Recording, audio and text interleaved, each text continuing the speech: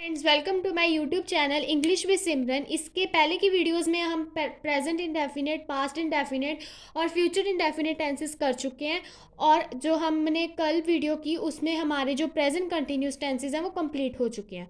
तो आज हम करने जा रहे हैं पास्ट कंटिन्यूस टेंसेस की स्टार्टिंग। तो इस स्टार्ट करने से पहले मेरी एक रिक्वेस्ट है कि अगर आपको मेरी वीडियो अच्छी लगती है तो प्लीज़ मेरी वीडियो को लाइक कीजिए और मेरे चैनल को भी सब्सक्राइब कीजिए और बेल आइकन को दबाना मत भूलिएगा और मेरी वीडियो को ज़्यादा से ज़्यादा शेयर कीजिए। तो आज हम स्टार्ट करने जा रहे हैं पास्ट कंटिन्यूस टेंसेस। तो हम स्टार्ट करते हैं आज पास्ट कंटिन्यूस टेंसेस। तो सबसे पहले समझते हैं कि इनकी पहचान कहाँ से होगी, हमें किस चीज़ से पता चलेगा कि ये पास्ट कंटिन्यूस टेंसेस हैं। सबसे पहले पहचान पढ़ते हैं। जिन वाक्यों के अंत में रहा था, रही थी, रहे थे आते हैं तो वह पास्ट कंटिन्यूस टेंसेस कहलाते हैं। अब इसको प्रेजेंट कंटिन्यूस के साथ थोड़ा सा रिलेट करके देखो कि दोनों में डिफरेंस क्या आया। उनमें कहाँ से पता चलता था कि वो प्रेजेंट कंटिन्यूस है, जहाँ पर पीछे क्या आ जाता था, है, रहा है या रही है, तो ये सारे आ जाते थे। तब हमें पता चल जाता था कि वो क्या है। जहाँ पर पीछे है या हुआ है वहाँ पर क्या होता था, प्रेजेंट कंटिन्यूस टेंसेस। और पास्ट में आपने कहाँ पर याद रखना है कि जहाँ पर था, थे और थी आएंगे। ठीक है, रहा था, रही थी, रहे थे। रहे तो आना ही है क्योंकि रहे का मतलब, रहे से हमें क्या पता चल रहा है कि वो चीज़ अभी भी चल रही है, यानी कि कंटिन्यूस में है। रहा तो आएगा ही। रहा था, रही थी और रहे थे। जहाँ पर जिन वाक्यों में जो ये वर्ड्स हैं वो लास्ट में आए यानी कि अंत में आए तो वो कौन से टेंसेस कहलाते हैं, पास्ट कंटिन्यूस टेंसेस। इसकी मैंने 2 एग्जांपल भी लिखी हुई हैं। अभी मैं इसको ट्रांसलेट करके नहीं दिखाऊंगी आपको क्योंकि अभी हमने रूल समझना है सबसे पहले अफर्मेटिव का। बस आप समझ लो कि पहचान कहाँ से हो रही है, आप डेफिनेशन से ही समझ लो। वह गाना गा रही थी। ठीक है, अब ये पास्ट कंटिन्यूस क्यों है, क्योंकि इसके पीछे क्या है, रही थी। सेकंड एग्जाम्पल, वह पढ़ने जा रहे थे। इस ये पास्ट कंटिन्यूस टेंसेस क्यों है, क्योंकि इसके पीछे क्या है, रहे थे। तो इस सेंटेंस पास्ट कंटिन्यूस टेंसेस की पहचान क्या हुई कि जिन वाक्यों के अंत में रहा था, रही थी, रहे थे, ये 3 वर्ड्स आते हैं तो वो पास्ट कंटिन्यूस टेंसेस होंगे। और इसके एग्जाम्पल क्या हुई, वह गाना गा रही है, वह पढ़ने जा रहे थे। तो अब हम इसके पार्ट्स करते हैं। सबसे पहले करते हैं हम अफर्मेटिव सेंटेंसेस। तो सबसे पहले समझते हैं अफर्मेटिव सेंटेंसेस का रूल क्या है। तो रूल में क्या आपने याद करना है कि जो हम प्रेजेंट का करके आए हैं, प्रेजेंट कंटिन्यूस में हेल्पिंग वर्ब्स कौन सी थी, उस पूरे जो हमने प्रेजेंट कंटिन्यूस के अफर्मेटिव, नेगेटिव और इंटेरोगेटिव की, उसमें हेल्पिंग वर्ब्स कौन सी यूज़ की, इज, एम, आर। और पास्ट कंटिन्यूस में आपने कौन सी हेल्पिंग वर्ब्स यूज़ करनी है वो पहले देख लीजिए। वॉज और वर, सिर्फ 2। वॉज कहाँ पर लगेगा, जहाँ पर क्या होगी चीज सिंगुलर, यानी कि क्या होगा, एक। उसके बाद वर कहाँ पर लगेगा, जहाँ चीज होगी प्लूरल, यानी कि जहाँ पर चीज होगी ज़्यादा। बट इसमें जो आपने चीज़ याद रखना है, मैंने आपको पुरानी वीडियोस में भी बताया कि आई, यानी कि आई को हम प्लूरल में कंसीडर कर रहे थे प्रेजेंट इंडेफिनेट में। ठीक है, प्रेजेंट इंडेफिनेट में, पास्ट इंडेफिनेट में और फ्यूचर इंडेफिनेट में। क्योंकि प्रेजेंट कंटिन्यूस में तो हमने देख ही लिया कि आई के साथ एम लगेगा। बट यहाँ पर मतलब कि पास्ट कंटिन्यूस टेंसेस में आपने आई को प्लूरल नहीं समझना, मतलब कि आई के साथ वर यूज नहीं होगा, वॉज यूज होगा। क्योंकि अब मैं जो आपको समझा रही हूँ उसके अकॉर्डिंग आप आई को प्लूरल समझते हो और आई के साथ आप वर यूज़ करोगे क्योंकि मैंने आपको बताया कि वर प्लूरल के साथ लगेगा। But only for past continuous tenses, ठीक है, आपने ये याद रखना है कि आई के साथ क्या लगेगा, वॉज, नॉट वर। मतलब आपने इसमें क्या करना है, आई को प्लूरल नहीं समझना। ठीक है, ये थोड़ा सा कई सेंटेंसेस में होता है जिसमें हमें आई को प्लूरल समझना पड़ता है। काफ़ी सेंटेंसेस में आई प्लूरल ही है, बट इस सेंटेंस में आप याद रखना कि आई क्या है, प्लूरल नहीं है, यानी कि आई के साथ वॉज यूज होगा। तो रूल क्या बन गया, सबसे पहले लगा दोगे सब्जेक्ट, यानी कि गीता, राम, सीता, वह। ठीक है, वो हो जाएगा सब्जेक्ट। वॉज वर मैंने आपको बता दिया, वॉज लगेगा सिंगुलर के साथ, वर्ड लगेगा प्लूरल के साथ। फिर वर्ब लगेगी, कंटिन्यूज है तो आईएनजी तो भूल ही नहीं सकते। फिर उसके बाद लगेगा ऑब्जेक्ट। तो रूल तो मैंने आपको समझा दिया, अब इसको एग्जाम्पल में फिट करते हैं तो ज़्यादा अच्छी तरह से समझ आएगा। गीता सो रही थी। तो सबसे पहले मैं इसको अकॉर्डिंग बनाती हूँ इसके, फिर आपको बताऊंगी कि रूल में क्या क्या लगा है। सबसे पहले सब्जेक्ट, सब्जेक्ट इसमें क्या है, गीता, लिख दो गीता, ठीक है। अब गीता एक है तो हेल्पिंग वर्ब कौन सी यूज होगी, वॉज या वर, वॉज। और इसमें वर्ब क्या है, सो यानी कि स्लीप। वर्ब के साथ क्या लगता होता है कंटिन्यूस में, आईएनजी। तो ट्रांसलेशन क्या हुई, गीता सो रही थी कि गीता वॉज स्लीपिंग, ठीक है। तो ये था हमारी पहली एग्जांपल, गीता सो रही थी यानी कि गीता वॉज स्लीपिंग।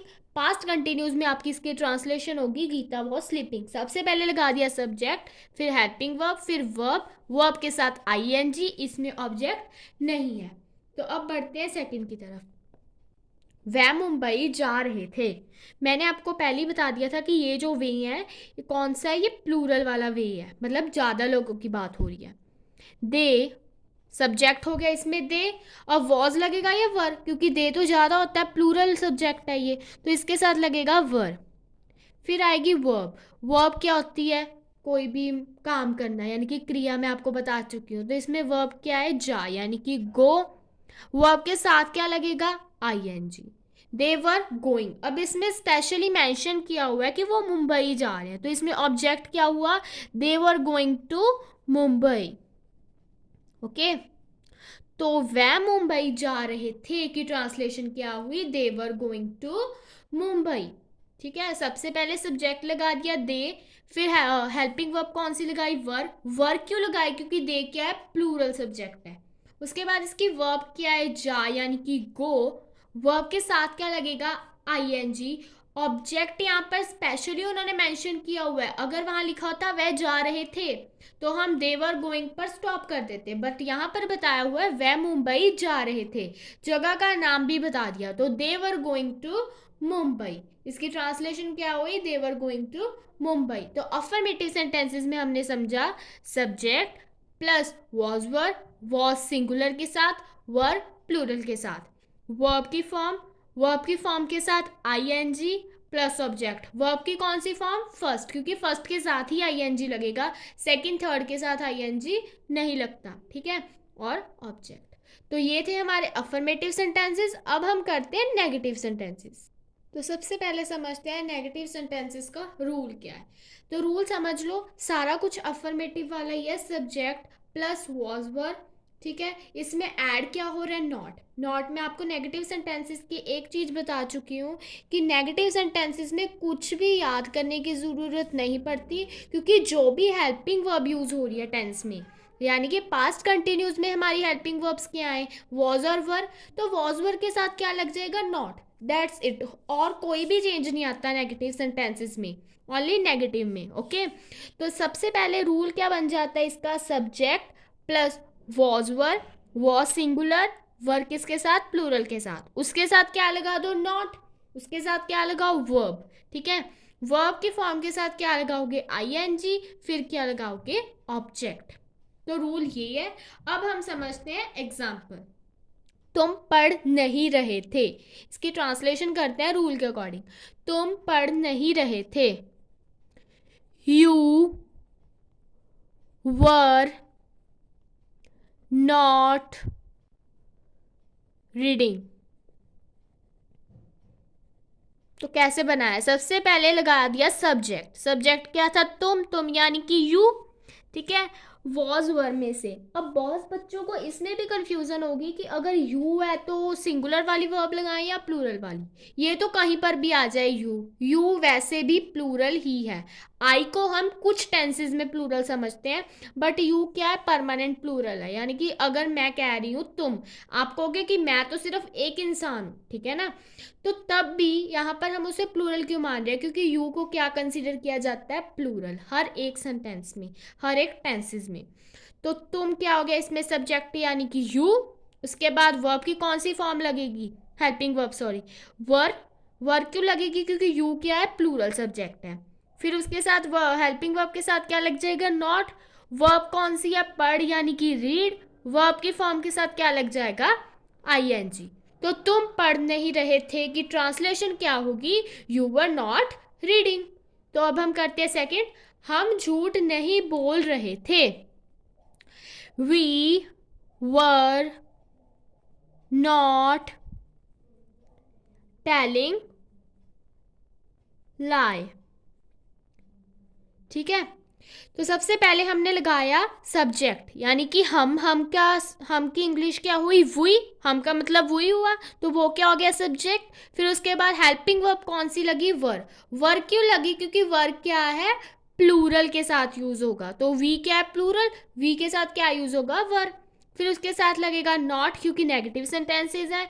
फिर वर्ब की कौन सी फॉर्म लगेगी, अब इसमें क्या है, बोल यानी कि वैसे तो बोल का मतलब स्पीक होता है, बट यहाँ पर हम क्या कह रहे हैं, झूठ मत बोलो, तो टेलिंग वर्ड यूज करेंगे, यानी कि टेल। फिर वर्ब की फॉर्म के साथ आईएनजी, और झूठ का मतलब lie. You were not telling lie, you were not speaking lie. ये कई सेंटेंसेस ऐसे होते हैं जो कंफ्यूजिंग होते हैं कि वर्ब की फॉर्म तो ये लग रही है, बट हम वो क्यों लगा रहे हैं। तो हम कभी भी ये नहीं बोलते we were not speaking lie, हम बोलेंगे we were not telling lie, हम झूठ नहीं बोल रहे थे। तो इसकी ट्रांसलेशन क्या हुई, we were not telling lie.